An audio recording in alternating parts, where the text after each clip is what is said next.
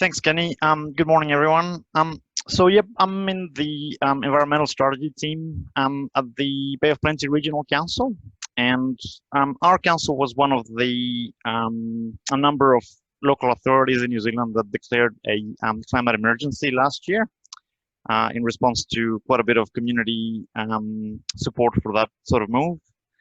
And they've also put responding to climate change as a strategic priority as they're developing the next long-term plan. So my working definition of a low emissions economy is one where emissions are gradually decreasing towards the Zero Carbon Act target. So some of the case studies that I'm going to be talking about today are, I suppose, examples of the low-hanging fruit type initiatives that could be taken at the start of that transition. So they wouldn't be transformational changes, but they will at least get us started along that journey. Before I get to that, I thought I would just provide a bit of context about the regional emissions in the Bay of Plenty. So people would have seen the StatsNZ regional emission estimates that were released recently. So that figure there shows the distribution of emissions and the estimate from StatsNZ for the Bay of Plenty. Obviously, agriculture is quite a big part of that. A few years ago, we also had another set of estimates from AECOM using a slightly different methodology, so those two are not directly comparable.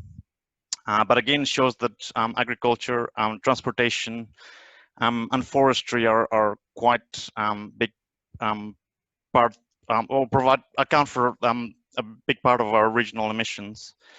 The StatsNZ estimates also showed that the Bay of Plenty is the 10th largest emitter of greenhouse gas emissions.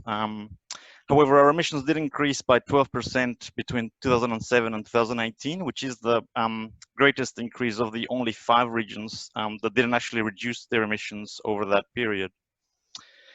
The Bay of Plenty also experienced one of the largest levels of economic growth compared to other regions over that period as well. And unfortunately, as you can see in this graph here, that growth was always associated with an increase in emissions.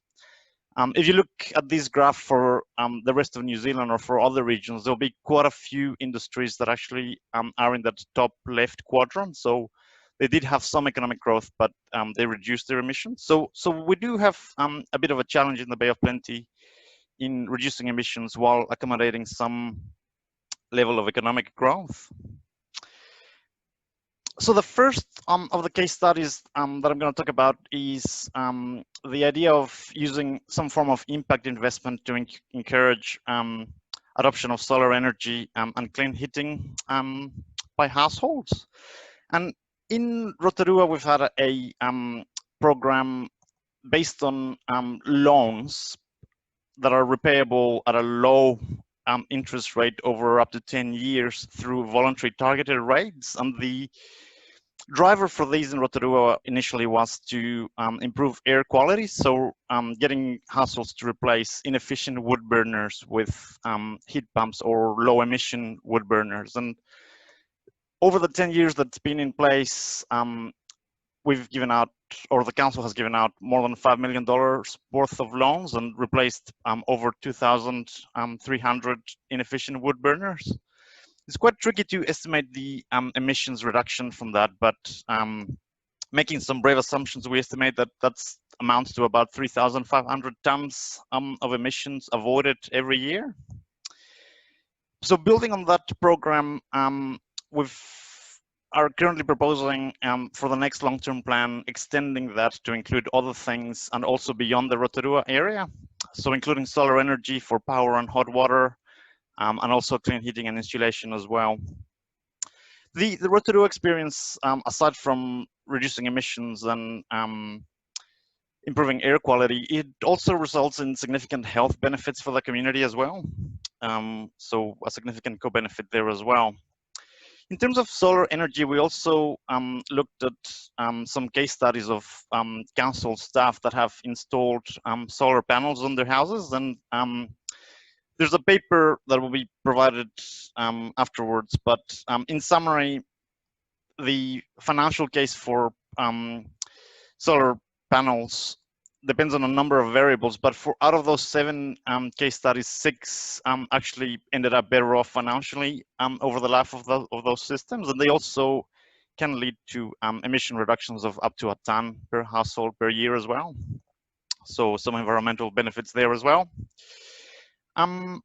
Last year, the council also introduced 5 electric buses for the public transport network in Tauranga.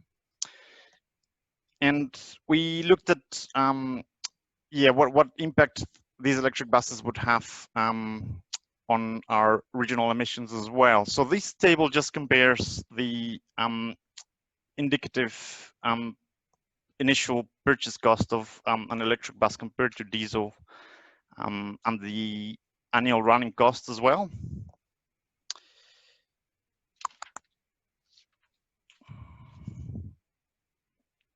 So the emissions that I have here for electric buses relate to the percentage of grid power used to charge the buses that comes from non-renewable sources. And for all of the emissions in this case studies, we use the MFE spreadsheet that they have on their website. So you can put in inputs in terms of electricity use or diesel use, and it comes up with an estimate of emissions there. So in terms of the electric buses, I would highlight that the discounted cost of running and buying an electric bus compared to a diesel bus over 10 years is pretty much exactly the same.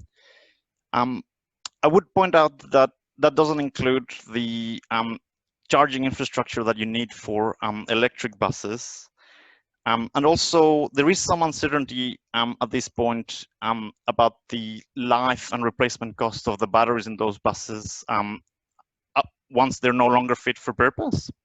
There is a lot of talk about repurposing them for different things, like linking them to a household solar system, for example, but we haven't sort of seen that in practice just yet. So there is an element of uncertainty there.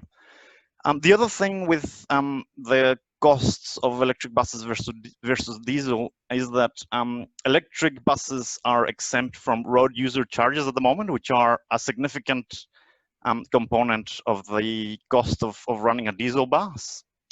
In theory, from 2025, they won't be exempt from that. So that introduces an element of uncertainty as well. So when we compare running a diesel bus to an electric bus, there is a significant reduction per year per bus in terms of emissions as well. The other point that I wanted to make is that if we assume that these buses generally have a capacity of about 50 people, and people in Tauranga in particular love to ride cars by themselves.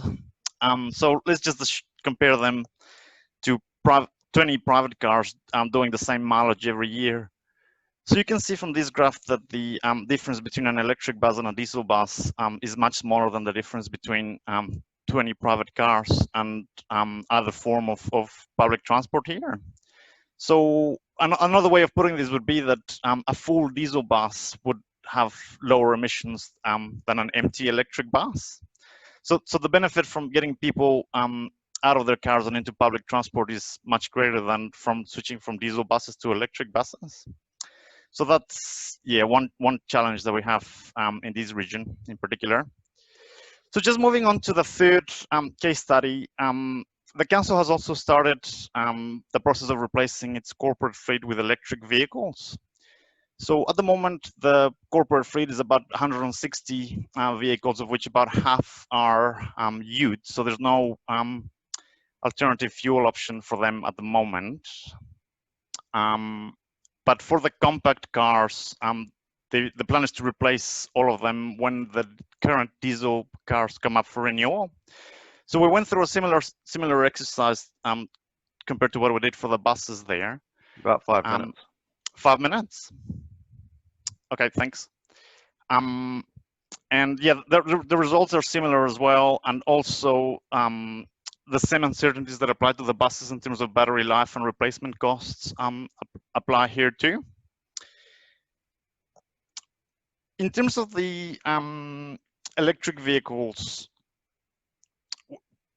something that we're trying to encourage is the some sort of adoption of a car sharing program, because replacing internal combustion cars with the same number of electric cars is not going to resolve all of our problems.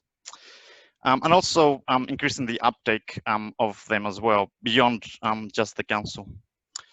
So that's all what I had. It's what I have today. It's a bit difficult to compare those things because the contexts are quite different, and there's a lot of uncertainties, as I explained, and the co-benefits related to them are not always easily quantifiable. But yes, just some examples of what regional councils can do with the tools that they have available.